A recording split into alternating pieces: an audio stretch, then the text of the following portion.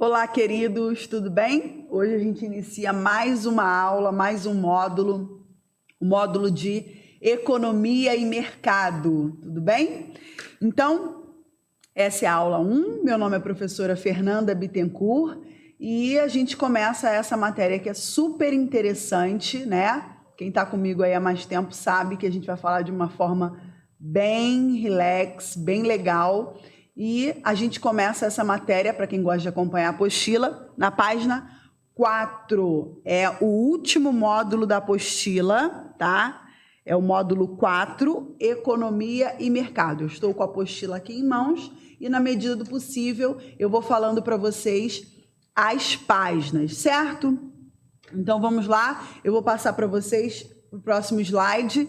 Quem não me segue, me siga lá no @prof. Fernanda Bittencourt, tá? Que a gente lá, eu dou várias dicas para vocês, tá? Sobre as nossas matérias, sobre locação, sobre corretores de imóveis, tá? E é bem legal. Me sigam lá. E vocês vão ver como a gente está chique aqui, como a nossa mesa está maravilhosa aqui de gravação agora. E as nossas gravações daqui para frente serão top, tá? Mas vamos ao que interessa. Então, eu vou ler para vocês, como a gente sempre faz, e eu vou explicando a matéria direitinho, certo? Fiz esses slides com muito carinho. Vamos lá. Introdução à economia. A economia faz parte de uma ciência maior, denominada ciências sociais.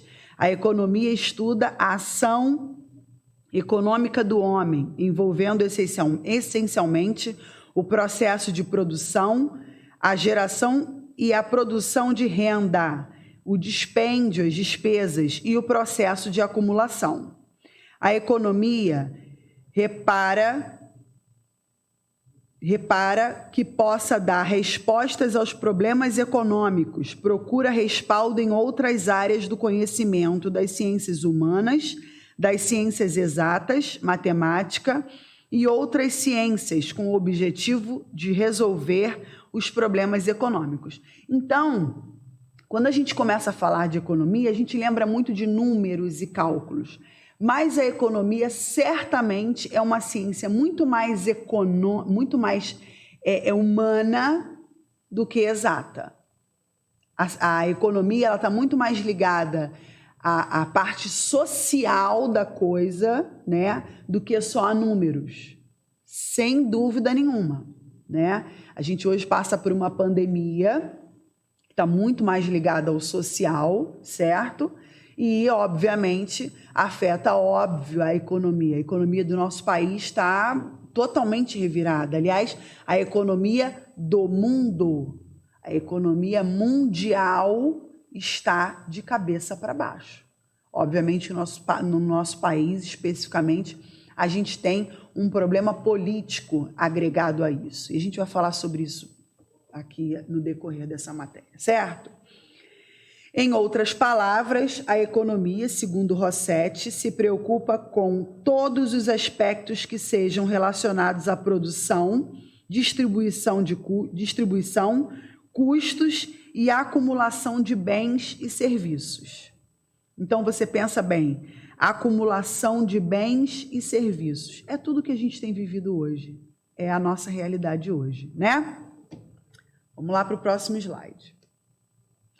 Devido à complexidade dos problemas que envolve comportamento do homem, existem conceitos diferentes para a economia. Agora a gente está falando do conceito de economia. A cada época, devido às concepções políticas e ideológicas de cada sociedade, pode-se observar a economia sob um ângulo diferenciado. No presente trabalho, adotaremos o seguinte conceito da economia. Agora prestem atenção, quem tiver com a apostila na mão, não for online, pode inclusive sublinhar. Aí a gente já está na página 5, tá? Já está lá em cima. Não, a gente está na página 4, lá embaixo.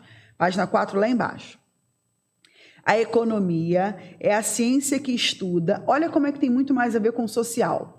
É a ciência que estuda as formas de comportamento humano resultantes da relação existente entre as ilimitadas necessidades a satisfazer, não é? É a satisfazer. E os recursos que, embora escassos, se prestam a usos alternativos. Então, nós, seres humanos, temos necessidades ilimitadas, até porque nós nos reproduzimos, né?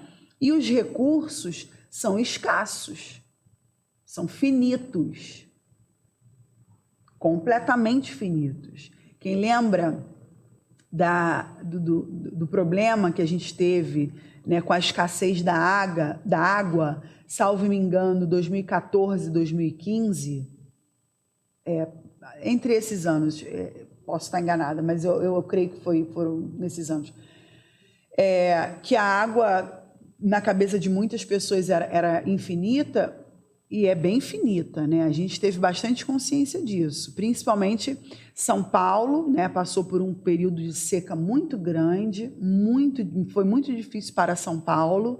Rio de Janeiro nem tanto, a gente achou que passou, mas para a gente aqui foi uma marola, porque São Paulo foi bem grave o que eles passaram lá, né?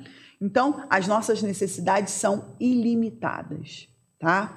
Quanto os recursos são limitados, certo? E a gente vai falar bastante sobre isso. A partir deste conceito, pode-se verificar que a preocupação básica da economia se refere aos escassos recursos para atender às necessidades ilimitadas.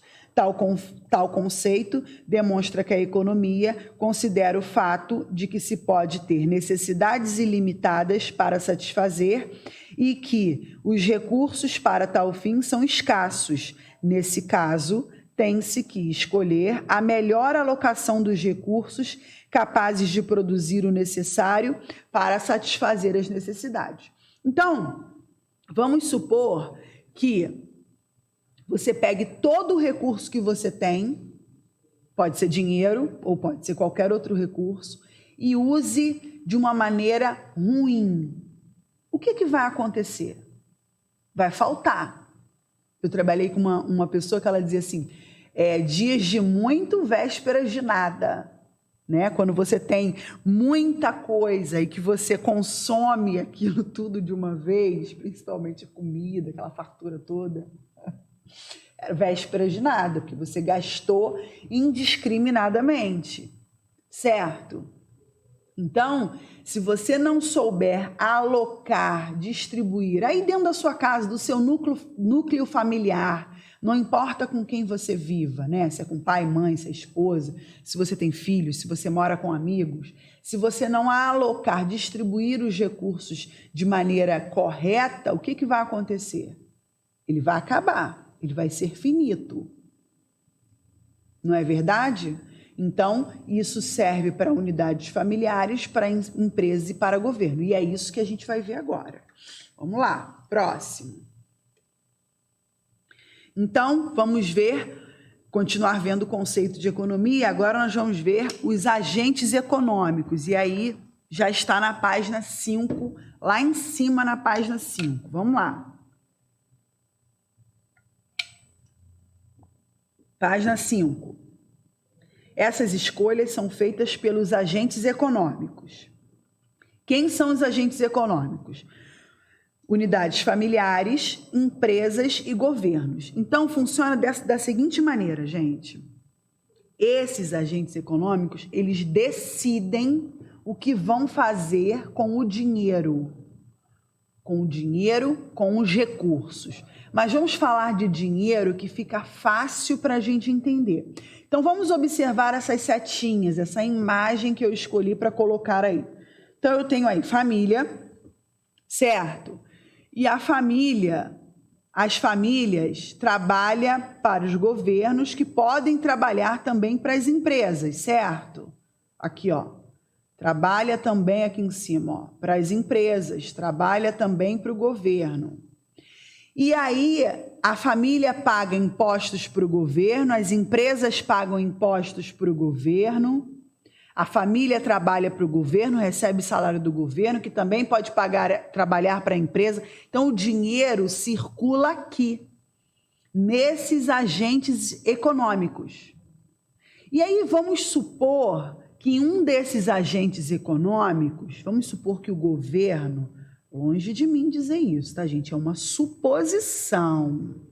O governo jamais... Isso aqui é um microfone, tá, gente? É um microfone muito chique que o IPA comprou. É uma coisa muito chique. Vão lá no meu Instagram para vocês verem como é chique esse microfone. Vamos supor que o governo resolva gastar indiscriminadamente os recursos dele. Façam hospitais de campanha sem necessidade. Não estou dizendo que fizeram, não. É uma suposição. Ao invés de consertar os hospitais que haviam, investir os bilhões em os hospitais que já existiam, né? Não, fizeram hospitais de campanha com aparelhos ultramodernos. Eles gastaram indiscriminadamente, foi saindo assim pelo ladrão. Não estou dizendo que o governo é ladrão, não. Eu jamais falaria isso. Que isso, jamais. Eles nunca vão ouvir isso da minha boca. Deus me livre. O que vai acontecer? Vai faltar. Vai faltar na saúde. Vai faltar para a educação. Vai faltar. Porque o governo deveria, como eu pago imposto, ele deveria me suprir também. Com saúde, com educação. Não é verdade? Ali, os agentes econômicos é que decidem onde vão gastar o dinheiro. O dinheiro roda aí. Roda aí. Quando a gente vê aí governo com despesas com a empresa, com despesas com as famílias, essas são as despesas. Né? Saúde, educação, transporte. Se o governo gastar de uma forma errada, ou qualquer desses agentes econômicos, vai faltar, vai haver um desequilíbrio em qualquer dessas partes. Então, é muito sério. Então, vamos supor que você, dentro da sua casa, receba um salário. E aí, naquele mês, você ficou bem vida louca e falou, não vou pagar conta nenhuma, não vou pagar a net, não vou pagar luz, não vou pagar condomínio, não vou pagar aluguel, não vou pagar nada. Vou pegar esse dinheiro e vou viajar. E no mês seguinte, você vai viver do quê? Vai comer o quê? E os cobradores, e os credores, vão ficar como? Você vai ter consequências daquilo que você fez. Vai haver um buraco, uma falha. Assim é no governo, assim é nas empresas. A mesma coisa. Então, os agentes econômicos, né, é que escolhem, né, aonde vão alocar esses recursos, onde vão gastar esses recursos, tá? E a gente deu o exemplo do dinheiro, mas pode ser qualquer tipo de recurso, certo? Continuando. O problema fundamental da economia. Qual é o problema fundamental da economia? Que também está na página 5. Também está na página 5. E vamos lá. Segundo Rossetti, o problema fundamental da economia está relacionado ao conflito entre os recursos ilimitados, necessidades ilimitáveis. Entre outras palavras, o problema fundamental da economia se refere à escassez dos recursos de produção. Então, o problema fundamental da economia é o quê? São os recursos escassos. Porque se tudo que eu quisesse consumir, tudo que os seres humanos quisessem consumir fossem livres, tivessem aí... totalmente livres, sem... como é que eu vou dizer? Se você não tivesse que se preocupar com nada, para que eu precisaria da economia? Para nada. A economia vem justamente para isso, para alocar de maneira correta esses gastos. Olha, pode gastar mais aqui, pode gastar mais ali, vamos alocar de maneira correta, assim como você faz na sua casa. Isso é economia doméstica, né? Eu vou gastar mais com isso, vou gastar mais com aquilo. Então, a economia não precisaria existir. Se tudo que eu quisesse consumir, se tudo que eu quisesse fazer fosse livre, né, o meu consumo para tudo. Imagina, se eu quisesse comer, gastar energia elétrica, tudo fosse livre, eu não precisaria da economia para nada. A economia seria em vão, certo? Então, continuando. Quando não se tem abundância relativa dos recursos de produção, as necessidades não são completamente satisfeitas.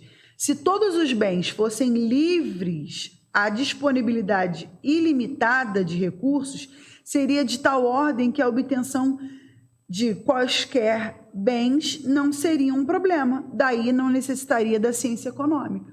Foi o que eu acabei de dizer. Pois não haveria problema a resolver. Não haveria conflitos de interesse. A economia, não haveria ciência econômica. Mas são raros os bens que ainda são livres, que não temos que pagar para adquiri-los. A água da chuva, por exemplo.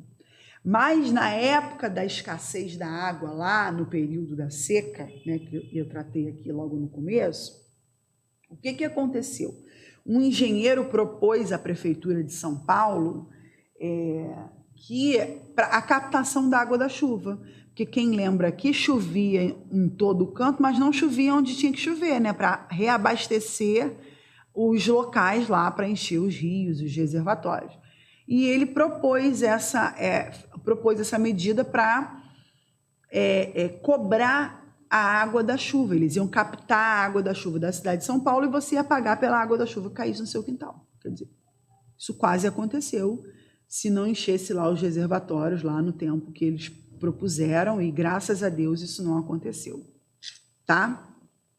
Até mesmo o ar que respiramos, que ainda é livre, pouco a pouco vai se transformando em um bem econômico. Daí surge a necessidade da economia para que se possa usufruir da melhor maneira possível nesse recurso. Eu, sinceramente, não quero estar aqui não quero estar viva para ver cada um carregando o seu balãozinho de oxigênio pago para poder sobreviver nessa terra. Eu quero já estar em outro lugar, tá, gente? Então, junto de Deus, que é bem quietinho, bem longe. Tá bom, lindos? Quero estar aqui, não. Deus me livre. Aí eu coloquei aqui o que é escassez, né? Eu fiz um quadrinho dizendo o que é escassez. Limitação de recursos em termos de quantidade disponível para uso imediato, né? A sociedade precisa gerenciar bem os seus recursos. Vou ler de novo. A sociedade precisa gerenciar bem os seus recursos. É disso que trata a economia. Quando você vê um ministro da economia falando, ou qualquer carinha da economia falando, ele está falando sobre gerenciamento de recursos disponível para uso imediato. Não vai ter, vai faltar. E aí? Vai fazer como? Que às vezes esses recursos são para sobrevivência. E aí não vai ter, vai morrer. E a gente vem falando sobre vários recursos desses nessa pandemia, né? Não sei que dia que você vai estar assistindo essa aula, mas o dia que eu estou gravando essa aula, foram liberados os bares e estavam lá lotados os bares do Rio de Janeiro, que eu estou gravando aqui da cidade do Rio de Janeiro, e nem parece que estamos vivendo uma pandemia. As pessoas estavam nos bares, máscara, distanciamento social, nunca nem ouviram falar. Então, isso, apesar de ser algo que está relacionado à saúde, totalmente ligado à saúde, também está ligado à economia, que vai faltar recurso, né? Então, é uma coisa que, obviamente, entrelaça a outra, como eu já disse, está ligado ao social, tá? Então, vamos lá. O problema fundamental da economia, continuando a falar sobre ele, tá?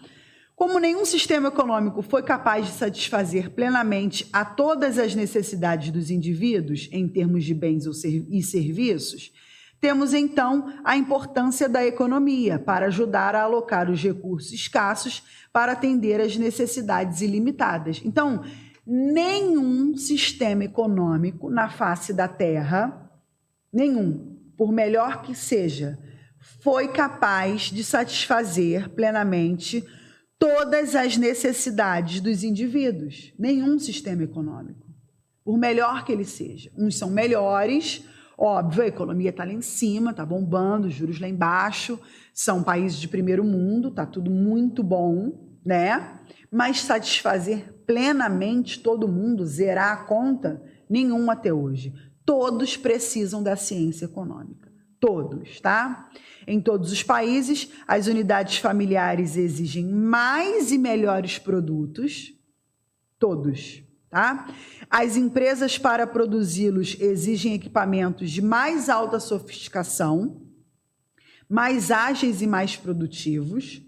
E os governos, para garantir a satisfação das necessidades dos outros agentes, quer dizer, das empresas e das unidades familiares, têm de fornecer mais infraestrutura, que é moradia, saúde, educação, transporte, tá? Econômica e social, melhores bens e serviços públicos. Não estão conseguindo aqui no Brasil, não, tá lindo? Vim aqui para informar. Não estão conseguindo. Todos necessitam da economia para auxiliá-los. Então, a gente precisa entender que a economia não é uma obrigação do governo. A economia é uma obrigação de todo mundo. A economia é uma obrigação de todos. Vem desde a sua família, comunidade familiar, das empresas, por menor que seja, até o governo. Então, a economia não é só a responsabilidade do governo. É óbvio que na questão macro é uma responsabilidade do governo, né? Mas tem que começar da sua casa, tá? Então, agora nós vamos para as 4 perguntas fundamentais da economia. As 4 perguntas fundamentais da economia, que está na página 6. Você que gosta de acompanhar aí pela página, está na página 6. 4 perguntas fundamentais da economia, que está na página 6. Vamos lá. Existem questões que acontecem em todas as economias, independente do grau de desenvolvimento que possuem. Então, eu vou falar agora sobre essas 4 questões, 4 perguntas, e a gente vai parar para pensar, principalmente no nosso ramo, que é o ramo imobiliário, 4 perguntinhas que às vezes a gente pensa assim, acho que fulaninho, na hora que construiu isso aí, não parou para pensar. E a gente vai parar para pensar agora. A primeira questão diz respeito ao que produzir. O que produzir com os recursos que são escassos para atender às necessidades ilimitadas da sociedade? Várias podem ser as alternativas de produção, dentre elas, o que produzir para usufruir e gastar da melhor maneira possível os recursos que são limitados. Então, vamos lá.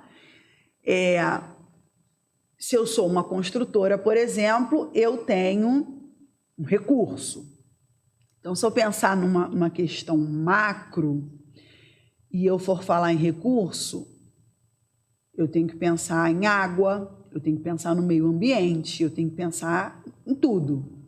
E no dinheiro também, né? Se eu vou pensar em recursos limitados, eu tenho que pensar no todo. O dinheiro também é limitado, até para grandes construtoras, tá? Então, eu tenho que pensar no que produzir. O que produzir, tá? Então, não é ao que produzir, é ao que produzir. O que produzir? Então, eu tenho que pensar se eu vou produzir um prédio comercial, se eu vou produzir lojas, se eu vou produzir casas, se eu vou produzir edifícios para moradia. O que eu vou produzir? 1 quarto, 2 quartos, 3 quartos, alto padrão, baixo padrão. Com esse recurso que eu tenho, o que eu vou produzir? Para isso, obviamente, eu vou usar pesquisas de marketing, para poder me ajudar. Então, com o pouco recurso que eu tenho, o que é que eu vou produzir? Então, obviamente, eu estou puxando aqui sardinha para a nossa área, né? Mas isso vale desde o pequeno empresário até o grande empresário. Ele tem que pensar com o recurso que ele tem, o que ele vai produzir, para não haver desperdício, certo? A segunda questão, quanto produzir?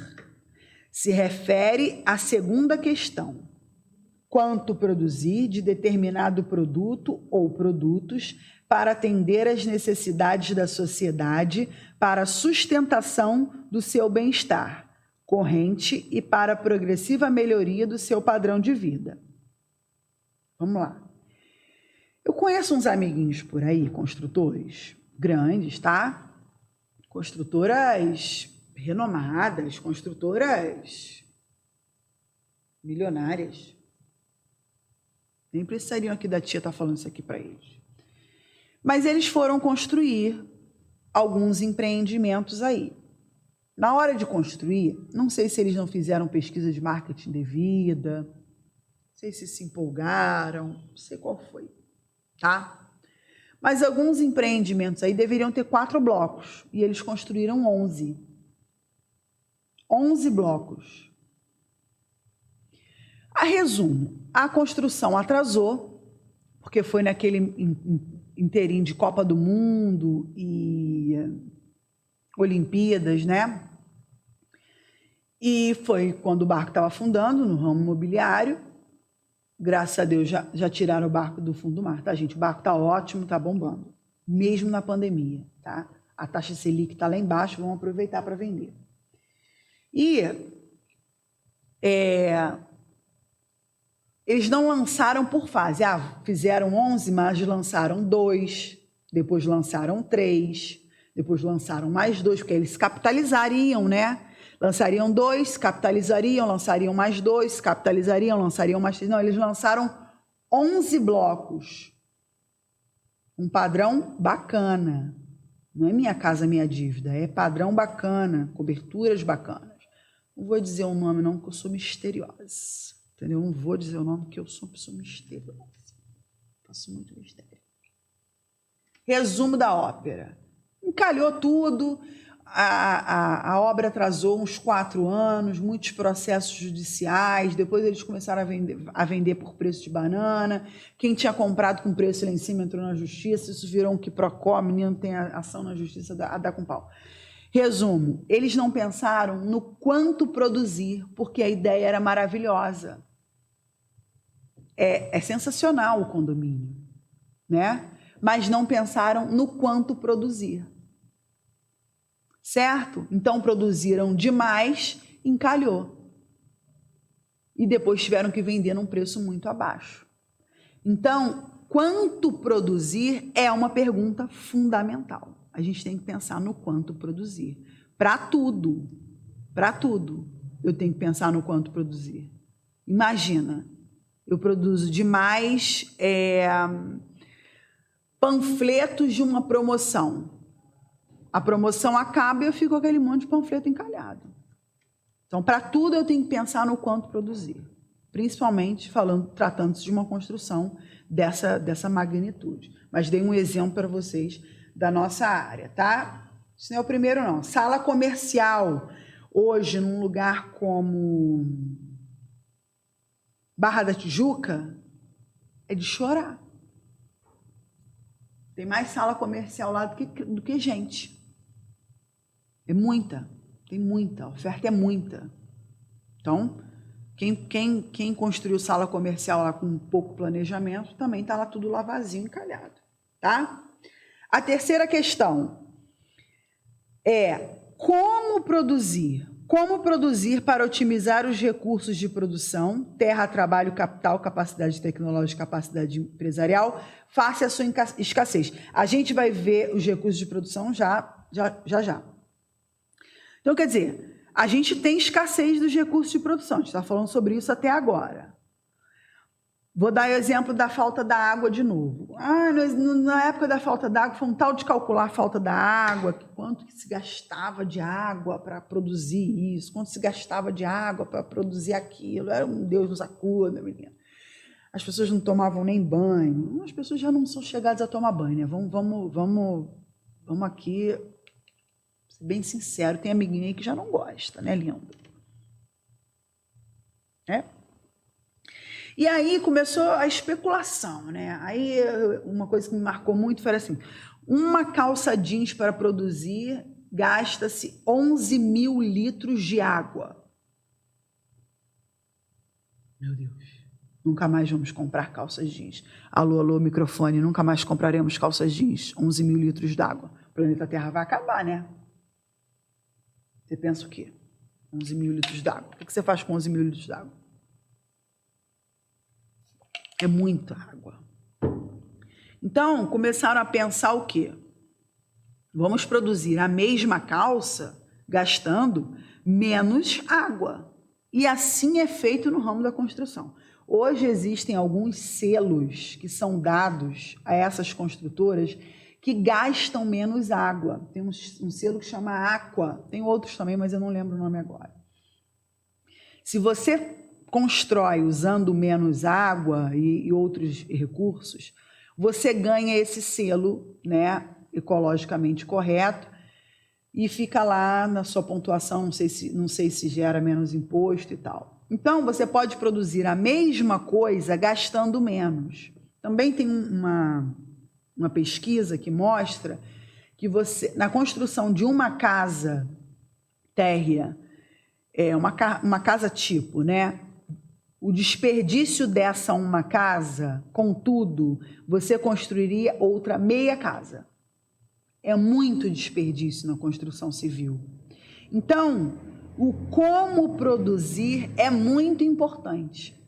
Como é que você vai produzir? Então, esses selos vieram para, obviamente, estimular esse ramo da construção, que há muito desperdício. Isso é comprovado. Você pode abrir o Google aí que você vai ver que o desperdício é absurdo. É muito desperdício nesse ramo da construção. Então, esses selos vieram para estimular esse não desperdício. Mas guarde esse aí da calça jeans e fique pensando, toda vez que você for usar a sua calça jeans, quanta água não tem nela. Tá bom? Mas não deixe de usar não, tá, gente? Pelo amor de Deus.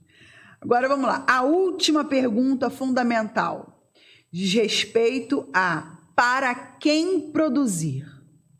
Para quem vai ser direcionado o produto ou serviço.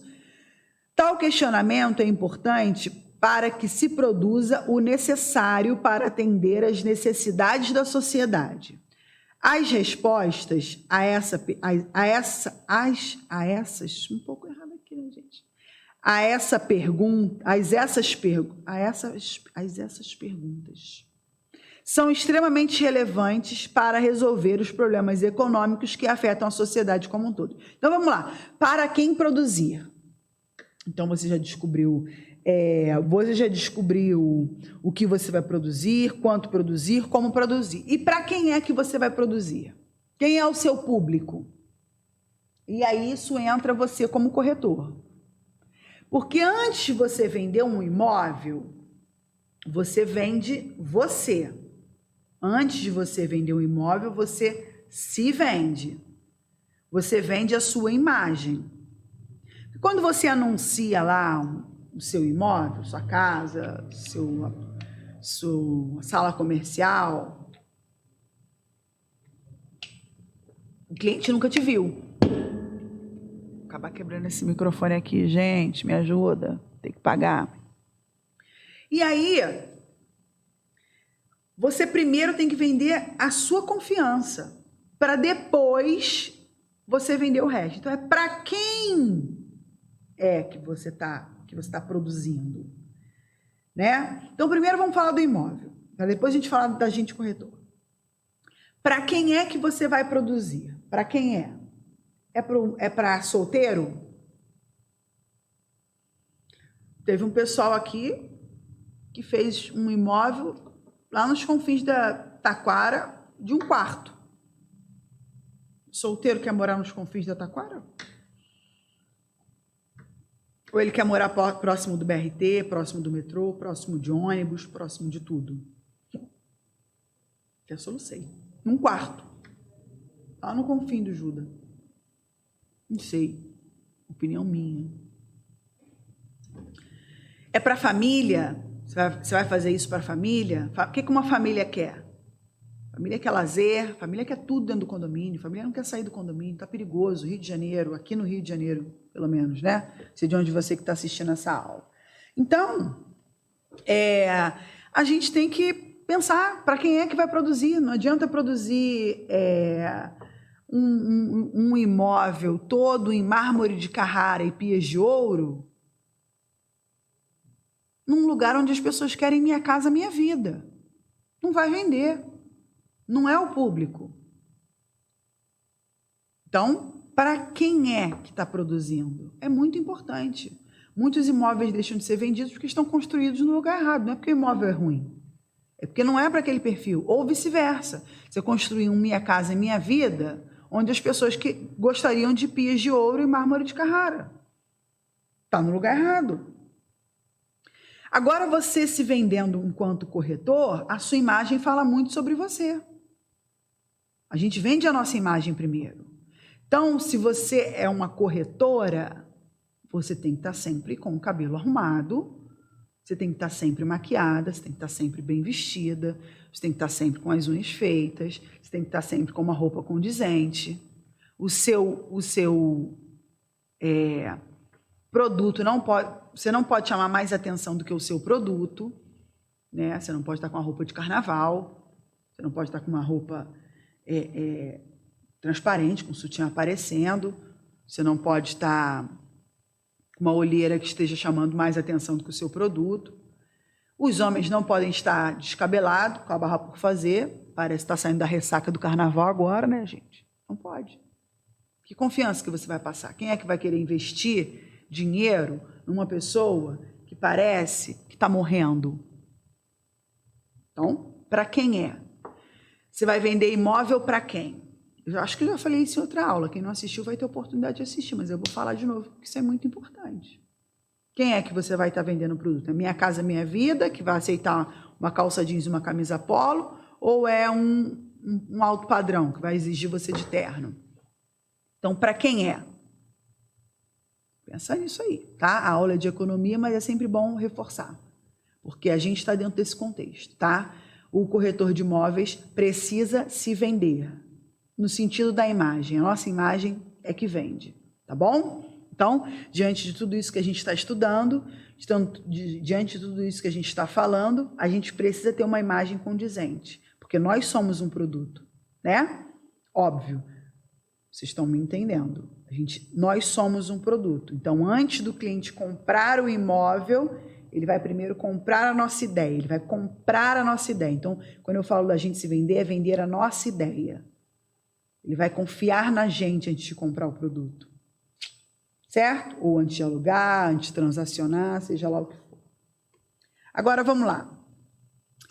Enfim, vamos para fatores de produção, página 7. Os fatores de produção, página 7. Os fatores de produção, página 7.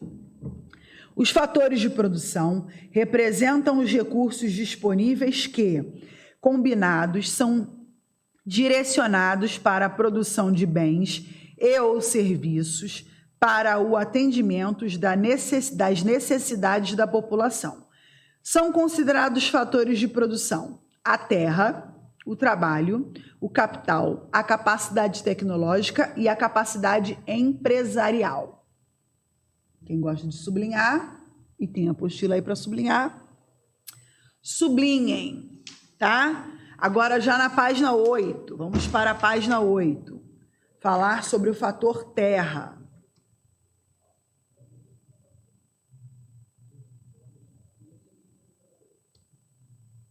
Fator terra. O fator terra constitui a base sobre a qual se exercem as atividades dos demais recursos de produção. As reservas naturais, renováveis ou não, encontram-se na base de todo o processo de produção. As dádivas da natureza, aproveitadas pelo homem em seus estados naturais, ou então transformadas, são direcionadas para outras atividades de produção. É a partir da interação com os demais fatores de produção que se viabiliza o efetivo aproveitamento da terra. A consciência social sobre a sua preservação e reposição é muito importante. Eu vou ler de novo. A consciência social sobre a sua preservação e reposição é muito importante. No entanto, tudo no intuito de que se tenha um melhor aproveitamento. Então, a questão de consciência social para a questão do fator terra não tem nada a ver com política, não tem nada a ver com Partido Verde, não tem nada a ver com esquerda, não tem nada a ver com direita. Você aí que gosta de um político, você aí que gosta de falar de política. Não tem nada a ver com isso a questão do meio ambiente em si. A questão do meio ambiente em si é ou cuida ou morre. Tá bom, lindo? A questão do meio ambiente não é questão da superficialidade de jogue o lixo no lixo. Não vamos mais usar canudo, mas vamos usar copos plásticos. Isso não é preservar o meio ambiente. A questão vai muito além disso.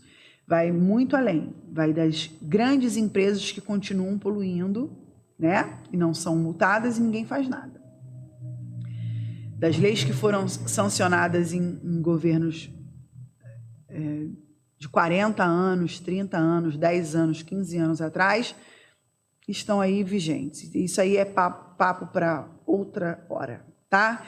Então, é em cima disso que a gente tem que ir, dessas leis que estão aí. A gente tem que se preocupar muito mais com isso do que com sacola plástica, tá bom? Então, a gente tem esse dever de fiscalizar enquanto povo. Lembra que eu falei que a economia está muito mais ligada ao social do que só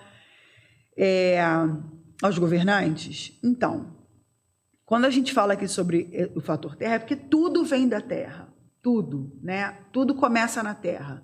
Então, a gente fala sobre petróleo, sobre água, sobre nossa comida. Então, tudo que você pensar vem da terra. Já estou numa mesa aqui que ela tem madeira e tem plástico.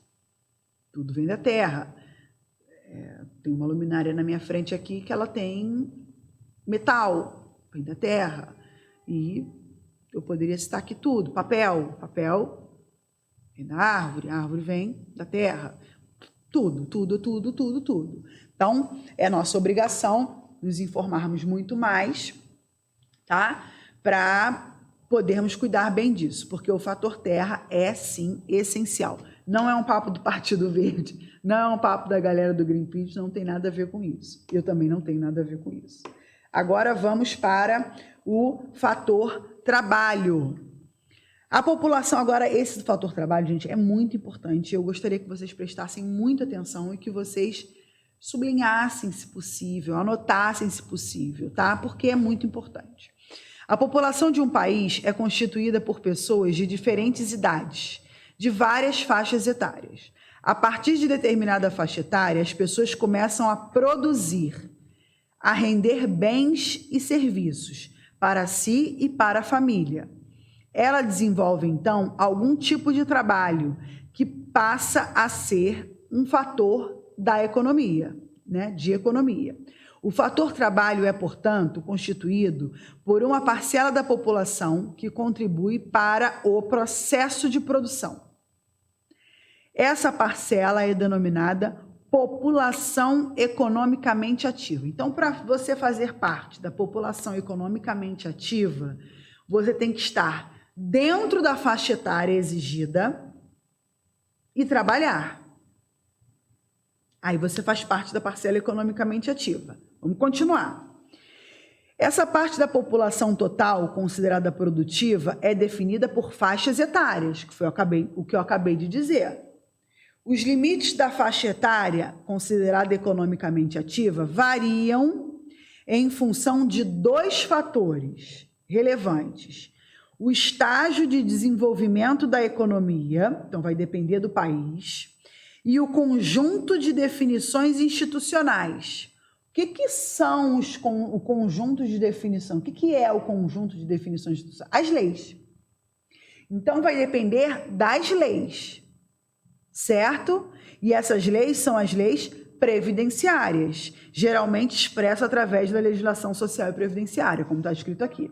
Então, você depende, para fazer parte do processo da produção economicamente ativa, das leis previdenciárias e da faixa etária. Porque a lei previdenciária, ela determina quem está dentro e quem está fora de ser economicamente ativo. Então, não adianta você trabalhar e estar fora da faixa etária que a lei previdenciária determina. Então, se você tem 70 anos, mas trabalha, você não é mais considerado economicamente ativo, porque provavelmente você está aposentado. E uma pessoa aposentada não é mais considerada economicamente ativo, porque ele já recebe aposentadoria. Então, o governo não conta mais com ele para trabalhar. Certo? Assim como o menor de idade não deveria estar trabalhando. Óbvio. Tá? Em todos os países, uma parcela da população economicamente ativa, embora apta, fica à margem do processo produtivo. É a população economicamente inativa. São quase sempre os desempregados. Então, os desempregados, os aposentados, os que por alguma enfermidade estão afastados, né, recebendo aqui no Brasil, recebem auxílio... Como chama, gente? Cadê minha turma agora para me ajudar, meu Deus? E aqui? Doença?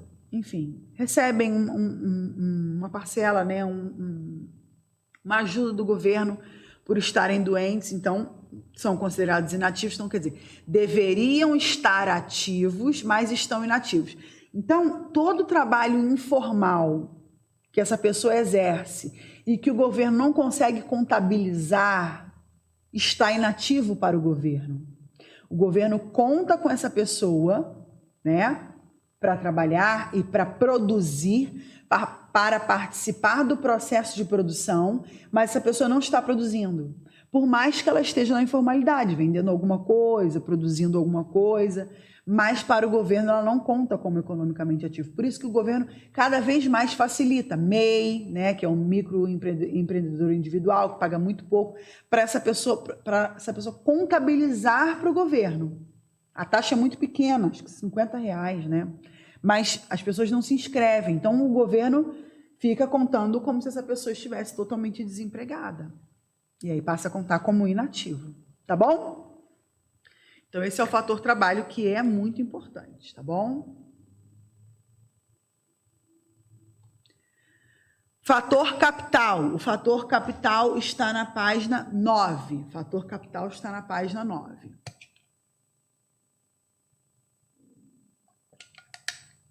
E lembrando, qualquer dúvida, escrever aqui nos comentários.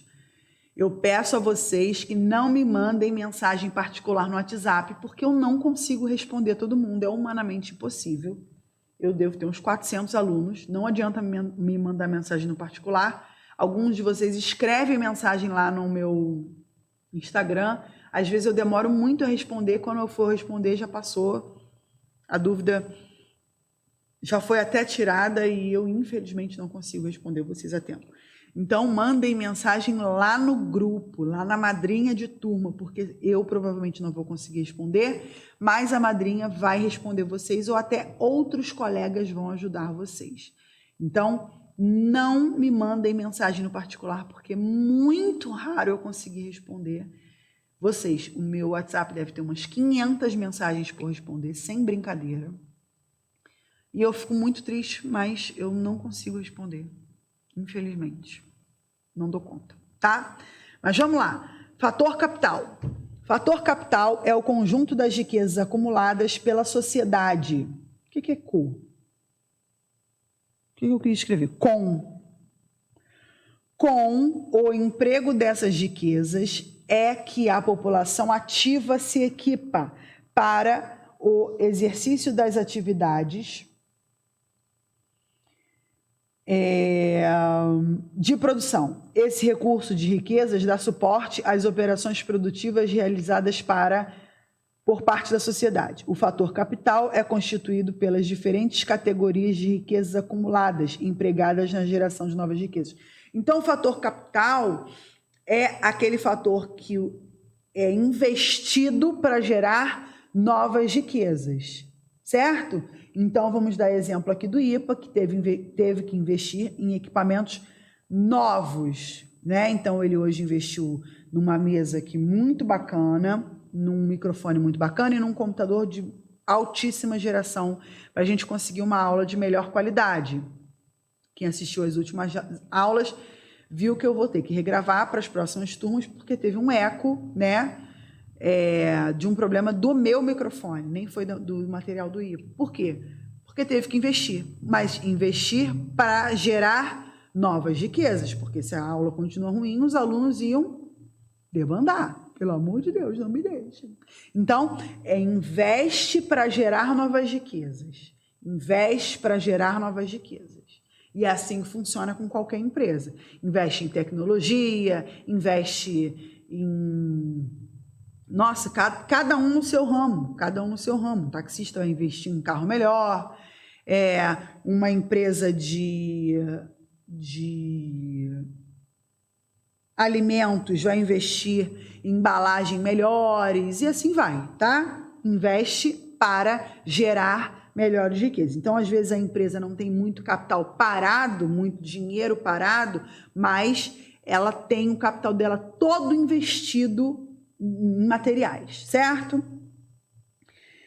Essas categorias também são chamadas de bens de investimento, tais como máquinas, equipamentos, instrumentos e ferramentas, energias, telecomunicações, transporte, educação, cultura, saúde, saneamento, segurança, construções e edificações, prédios, plantações, etc.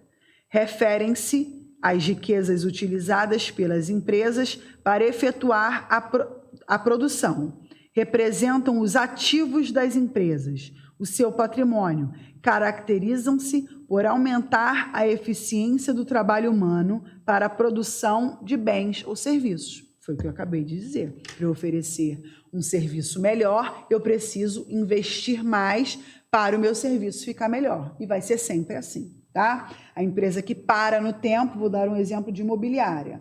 Assim que eu comecei a dar aula, lá em 1900 de João Bolinha, em novembro agora eu faço 12 anos que eu dou aula. E aí, a minha briga com os corretores, na época, era com que eles fizessem um e-mail. Imagina, 12 anos atrás. Já tinha e-mail, computador, tinha tudo. A gente não tinha smartphone. E muitos eram super arredios em fazer e-mail e criar um e-mail e ter uma conta em algum e-mail. Certamente os que não se modernizaram naquela época não conseguiram se modernizar mais, quer dizer, não conseguiram se modernizar para o smartphone, para a câmera fotográfica digital e etc, etc, foram engolidos. Então, se você não investe, né, se você não investe seu capital nas coisas que vão se modernizando, você vai ficar para trás. Você certamente vai ficar para trás, você vai ser engolido. Então, você precisa investir o seu capital, principalmente você, corretor autônomo, você precisa investir o seu capital para ter mais dinheiro. Você vai ter que investir. Numa boa roupa, começa com isso, né? Uma boa roupa, um bom sapato, depois um carro, e assim vai. Se Deus quiser, Deus vai abençoar e você vai ter um excelente carro para mostrar para o seu cliente que você é um cara de muito sucesso, tá? Continuando. Fator capacidade tecnológica. O fator capacidade tecnológica é constituído pelo conjunto de conhecimentos e habilidades que dão sustentação ao processo de produção. Essa capacidade envolve desde os conhecimentos acumulados sobre as fontes de energia empregadas, passando pelas formas de extração de reservas naturais, pelo seu processamento, transformação, reciclagem, até as configurações e ao desenvolvimento dos produtos finais resultantes. É o elo entre o capital e a força de trabalho e o fator terra. Quem lembra aqui do pré-sal? Ai, meu Deus. O pré-sal, que foi descoberto com Fernando Henrique, o pré-sal foi descoberto. E não deu tempo de tirar esse petróleo que estava lá debaixo do pré-sal. Precisou de um maquinário, né, ultramoderno, para que esse pré-sal fosse retirado daquela camada de sal. E aí que entra a tecnologia. Não adiantou nada descobrir o pré-sal se não retirasse dali. Então, era muito petróleo. Então, esse petróleo só conseguiu ser retirado daquela camada de sal com a tecnologia. Certo? E aí várias coisas. Eu estou dizendo isso aí é uma magnitude enorme, né? Isso aí foi um maquinário surreal. Vamos estudar um pouquinho sobre isso, vocês vão ver que é isso aí, é um quiprocó danado. Agora, cancela de shopping. Olha que coisa mais moderna. Você compra aquele sem parar, que a princípio você acha que é de Deus, mas depois você vê que é do inimigo, que você vai passando, vai abrindo, as portas vão abrindo, as portas vão abrindo. No final do mês, menina, aquilo desconta da tua conta que você pensa assim, meu Deus do céu, eu estava com a cabeça que eu fui botar isso, meu Deus. Você vê que não é bem de Deus assim. Mas é tudo muito moderno, você não fica mais em fila, você não fica em fila para pagar nada, né? Os shoppings no final do ano, aquilo lotado, né? Fila para pagar, e você vai passando em tudo e vai abrindo, e linha amarela lotada, e pedágio lotado, e você só vai para a glória, você só vai passando, e você vai achando aquilo máximo. Então, é tudo muito moderno, a tecnologia vem para nos ajudar. Alimentos hoje são embalados, são feitos sem contato humano, quer dizer, sem a probabilidade de contaminação nenhuma, né? Então, a tecnologia hoje vem para ajudar demais as pessoas, né? Muito, muito, muito, muito. Fator capacidade empresarial. Aliás, se não fosse a tecnologia, a gente nem estaria aqui tendo aula. Imagina, essa pandemia aí vai para o 4º mês e a gente estaria com as aulas suspensas sem toda essa tecnologia que a gente tem hoje, graças a Deus. Então, vamos lá. Fator capacidade empresarial. É através da capacidade empresarial que os recursos disponíveis são reunidos e organizados e adicionados para o exercício de atividades produtivas. Processo de produção em seus fundamentos acontece com a mobilização combinada dos fatores terra, trabalho, capital, sob determinado padrão tecnológico. E o fator mobilizador é a capacidade empresarial. Então, não adianta você ter todos os fatores em sua mão, todos funcionando perfeitamente, se você não tem a capacidade empresarial. Vou dar um exemplo. Existem corretores que são maravilhosos, são excelentes corretores. Aí falam assim para mim, Fernanda, eu vou abrir uma imobiliária, que eu sou muito bom corretor, e são de fato, e vou abrir uma imobiliária, porque agora eu me sinto preparado, porque agora eu quero alçar novos voos, porque chegou a minha vez, não quero trabalhar mais para os outros, e eu falo, mas tu tem um feeling de negócio de empresário? Tu tem um sócio? Tu... Não, mas eu já conheço muito ramo, já. Isso aí já para mim eu já domino. Para mim é fácil. Então vai, né? Então vai, que Deus te abençoe, seja feliz.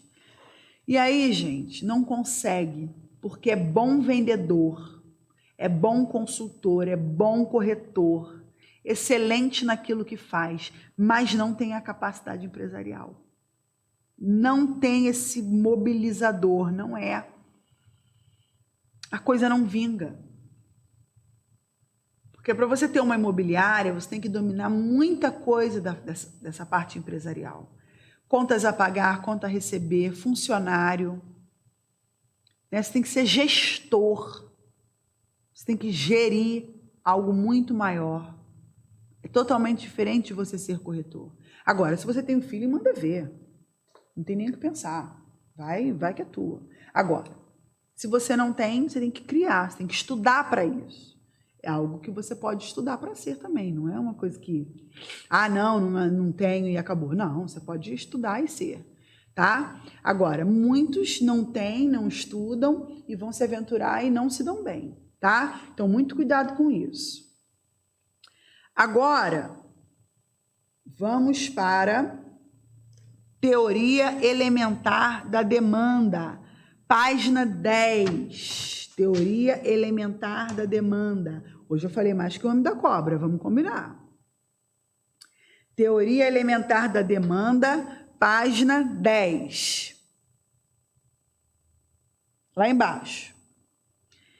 Demanda em economia significa a procura por qualquer bem ou serviço por determinado preço e em determinado momento.